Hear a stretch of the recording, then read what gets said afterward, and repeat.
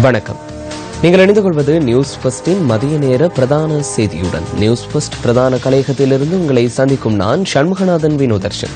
விரிவான செய்திகளுக்கு செல்லும் முன்னர் முதலில் இன்றைய தலைப்புச் செய்திகள்.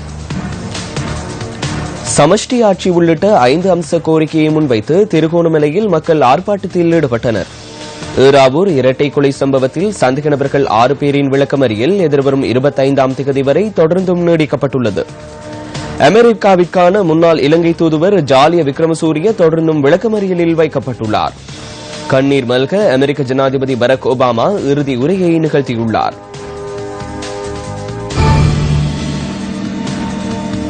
தொடர்வது விரிவான செய்திகள். மொரகஹக்கந்த நீர்த்தேக்கத்திற்கு நீர் நிரப்பும் நடவடிக்கை ஜனாதிபதி மைத்ரிபால சிறிசேனவினால் ஆரம்பித்து வைக்கப்பட்டுள்ளது.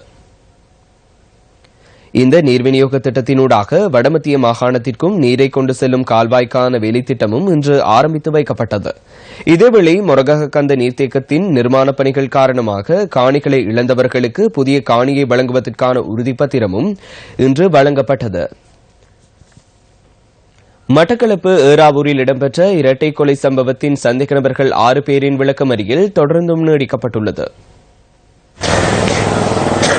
சந்தேக நபர்களை ஏறாவூர் சுற்றுலா நீதிமன்றத்தில் இன்று ஆஜர்படுத்தியதை அடுத்து அவர்களை எதிர்வரும் 25ஆம் தேதி வரை விளக்கமறியலில் வைக்குமாறு உத்தரவு பிறப்பிக்கப்பட்டுள்ளது. மட்டக்களப்பு மாவட்ட மேலதிக நீதிபதி MIM பிரிஸ்வி விளக்கமறியல் நீடிப்பு உத்தரவை பிறப்பித்துள்ளார். ஏறாவூர் முகாம்திரம் வீதி பகுதியில் கடந்த செப்டம்பர் மாதம் 11ஆம் தேதி தாயும் மகளும் படுகொலை செய்யப்பட்ட நிலையில் சடலங்களாக மீட்கப்பட்டனர்.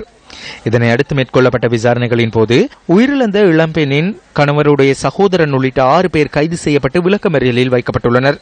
இந்த கொலை சம்பவம் தொடர்பான தடயங்கள் அரச பகுப்பாய்வு திணைக்களத்திற்கு அனுப்பி வைக்கப்பட்டுள்ளமை குறிப்பிடத்தக்கது.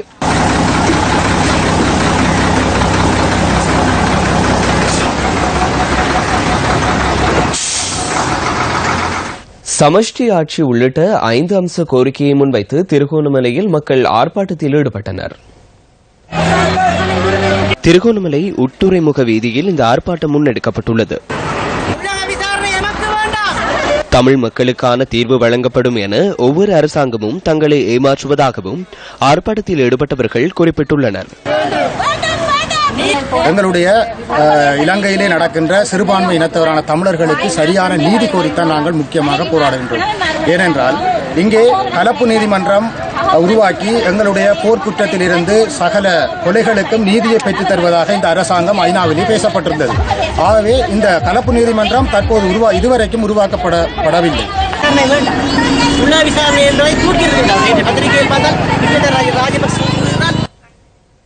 நாட்டில் நிலவும் குளிரான வானிலை காரணமாக இன்ஃபுளுவன்சா நோய் தாக்கம் அதிகரித்துள்ளதாக சுகாதார தரப்பு தெரிவிக்கின்றது. கர்ப்பிணிகள் மற்றும் சிறு பிள்ளைகளுக்கு இன்ஃபுளுவன்சா நோய் தாக்கம் அதிகரிப்பதற்கான வாய்ப்புகள் காணப்படுவதாக குடும்ப நல சுகாதார பிரிவின் சமூக வைத்திய பிரிவின் வைத்திய நிபுணர் கபில ஜெயரத்ன தெரிவித்தார். காலநிலை மாற்றமடைந்து வருவதாகவும் இந்த குளிரான காலநிலையால் நாட்டில் நோய் தாக்கங்கள் அதிகரிப்பதற்கு வாய்ப்புள்ளதாகவும் அவர் குறிப்பிட்டுள்ளார். மேலும் அண்மை காலமாக இன்ஃபுளுவன்சா வைரஸ் தாக்கம் அதிகரித்து வருவதாக வைத்திய நிபுணர் கூறியுள்ளார். கர்ப்பிணி தாய்மார்கள் மற்றும் சிறுவர்களை தாக்கும் இந்த வைரஸ் வயதானவர்களையும் தாக்குவதற்கு அதிக வாய்ப்புள்ளதாகவும் வைத்திய நிபுணர் கபில ஜெயரத்ன தெரிவித்தார்.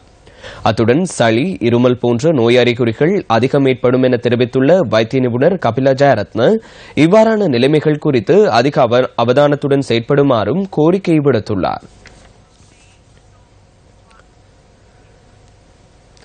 நாட்டில் நிலவும் வறட்சியான காலநிலையால் மலையகத்தின் பல ஆறுகள் மற்றும் ஏரிகள் நீர் வற்றியுள்ளதாக தெரிவிக்கப்படுகின்றது. நுவரெலியா மாவட்டத்தில் பிரபல்யமான சுற்றுலா தலமாக விளங்கும் அம்பேவல பகுதியில் காணப்படும் கந்தஹெல நீர்த்தேக்கத்தில் நிலவும் கடும் வறட்சி காரணமாக நீர் வற்றி காணப்படுகின்றது. அம்பேவல பண்ணையை பார்வையிட வரும் சுற்றுலா பயணிகள் இந்த நீர்த்தேக்கத்தை பார்வையிட தவறுவதில்லை. அத்துடன் இங்கு படகு சவாரியும் மேற்கொள்வர். வறட்சி காரணமாக நீர்த்தேக்கத்தில் நீர் வற்றி காணப்படுவதால் படகு சவாரியை மேற்கொள்வதில்லை என படகுகளை இயக்குபவர்கள் தெரிவிக்கின்றனர். அத்துடன் சுற்றுலா பயணிகளின் வருகையும் குறைவடைந்துள்ளதாகவும் நிர்வாகிகள் தெரிவிக்கின்றனர்.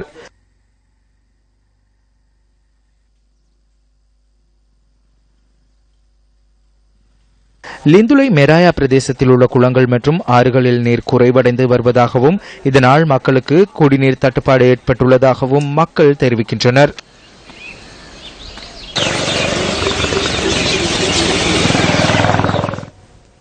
வருடத்தின் முதல் 10 நாட்களில் மாத்திரம் 1000 பேர் டெங்கு காய்ச்சலால் பீடிக்கப்பட்டுள்ளதாக சுகாதார அமைச்சு தெரிவித்துள்ளது. இந்த காலப்பகுதிக்குள் டெங்கு காய்ச்சலால் உயிரிழப்புகள் பதிவாகவில்லை என சுகாதார அமைச்சு வெளியிட்டுள்ள அறிக்கையில் குறிப்பிடப்பட்டுள்ளது. கடந்த வருடத்தில் நாடளாவிய ரீதியில் 2 லட்சத்துக்கும் அதிகமான டெங்கு பரிசோதனை நடவடிக்கைகள் முன்னெடுக்கப்பட்டுள்ளதாகவும் அந்த அறிக்கையில் தெரிவிக்கப்பட்டுள்ளது. வீடுகள், பாடசாலை மற்றும் தனியார் நிறுவனங்களின் சுற்றுச்சூழலில் அதிக டெங்கு குடும்பிகள் காணப்பட்டுள்ளமை கண்டறியப்பட்டுள்ளது. மேலும் டெங்கு குடும்பிகள் காணப்படும் 22 பாடசாலைகள் கண்டறியப்பட்டுள்ளதாக சுகாதார அமைச்சு சுட்டிக்காட்டியுள்ளது. லஞ்ச ஊழல் தொடர்பான பாட விதானத்தை இந்த வருடம் முதல் பாடசாலை கல்வி செயற்பாடுகளில் இணைத்துக் கொள்ளப்பட உள்ளதாக லஞ்ச ஊழல் விசாரணை ஆணைக்குழு தெரிவித்துள்ளது. குடியுரிமை கல்வி பாடத்திட்டத்தின் இணைப்பாட விதானமாக இதனை சேர்த்துக் கொள்ள நடவடிக்கை எடுக்கப்பட்டுள்ளதாக லஞ்ச ஊழல் விசாரணை ஆணைக்குழுவின் ஆணையாளர் நெவில் குருகே குறிப்பிட்டுள்ளார். தேசிய கல்வி நிர்வாகத்துடன் இணைந்து இந்த விடயம் தொடர்பில் கலந்துரையாடப்பட்டுள்ளது. இந்த பாடவிதானத்திற்கு தேவையான ஆசிரியர்களை தெளிவூட்டும் நடவடிக்கையினை கல்வி அமைச்சுடன் இணைந்து முன்னெடுக்கப்பட உள்ளதாகவும் லஞ்ச ஊழல் விசாரணை ஆணைக்குழுவின் ஆணையாளர் நெவில் குருகே தெரிவித்துள்ளார். அமெரிக்காவிற்கான முன்னாள் இலங்கை தூதுவர் ஜாலிய விக்ரமசூரிய எதிர்வரும் 13ஆம் தேதி வரை தொடர்ந்தும் விளக்கமறியலில் வைக்கப்பட்டுள்ளார். கொழும்பு கோட்டை நீதவான் லங்கா ஜெயரத்ன விளக்கமறியல் நீடிப்பு உத்தரவை பிறப்பித்துள்ளார்.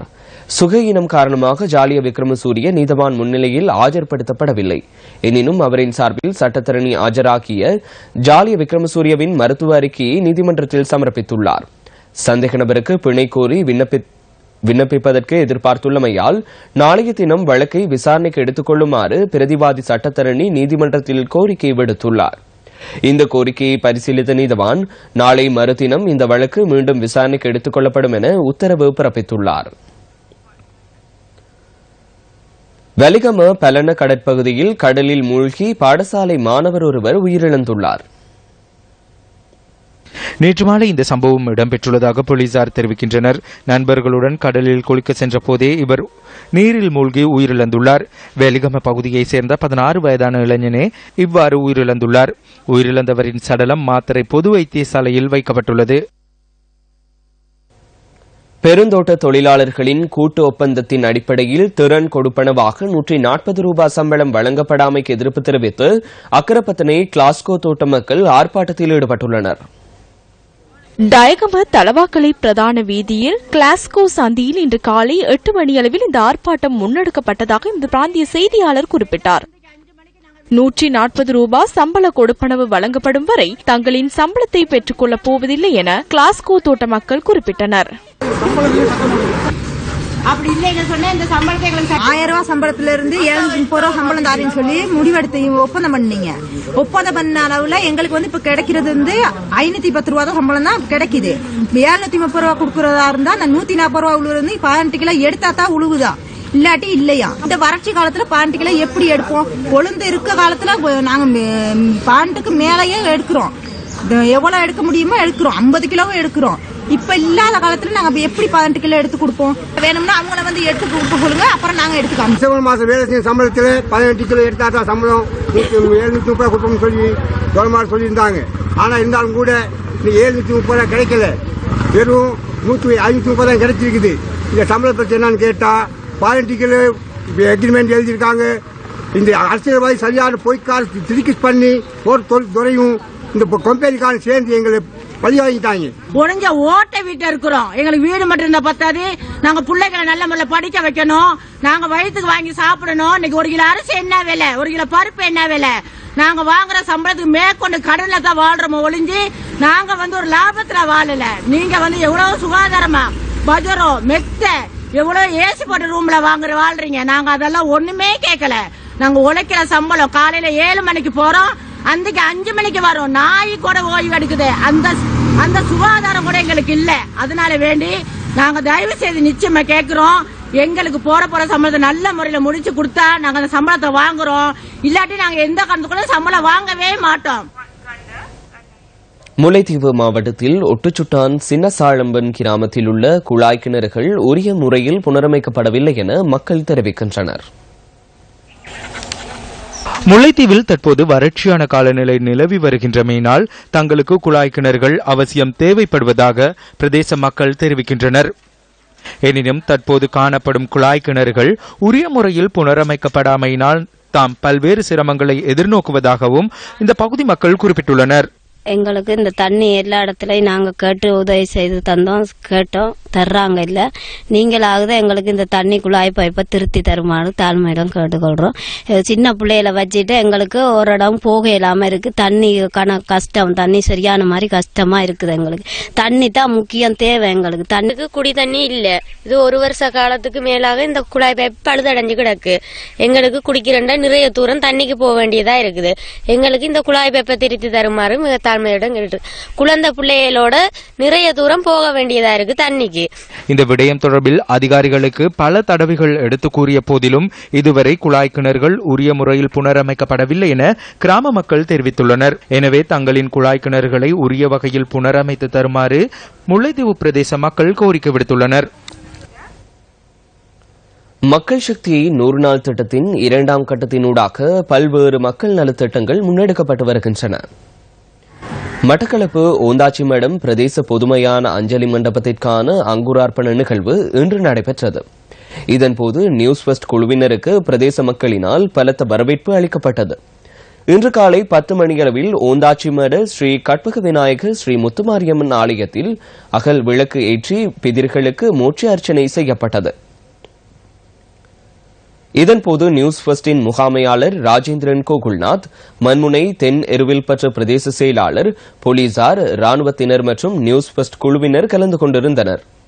மக்களின் கோரிக்கைகளுக்கு முன்னுரிமை வழங்கிய நாம் பொது பிரச்சினைகளை அடையாளம் கண்டு நாட்டிலுள்ள மனிதநேயமிக்க மனிதர்களின் உதவியுடன் மக்கள் சக்தி திட்டத்தினூடாக அவற்றிற்கு தீர்வு வழங்கி வருகின்றோம்.